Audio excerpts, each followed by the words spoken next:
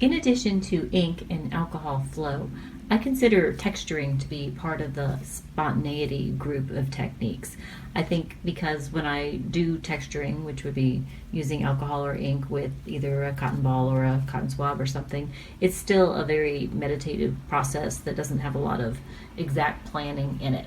So I wanted to show you some of the tools that I use for texturing.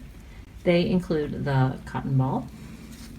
And cotton balls are there's a love-hate relationship with them because they leave little threads around. So they're very useful for some types of activities, but they can be problematic if they leave little pieces of junk all over your paper. I also occasionally use the felt, and this is just regular felt cut into tiny squares. And when I use that, I often fold them up like this and kind of dab them. But it gives a good watery texture, and it's a little bit less debris oriented than the cotton ball. I use cotton swabs, and I have two types of cotton swabs. These are the little pointy ones, which are great for making little lines, and when we start to do some lifting, they're very useful. And the very regular, ordinary cotton swab.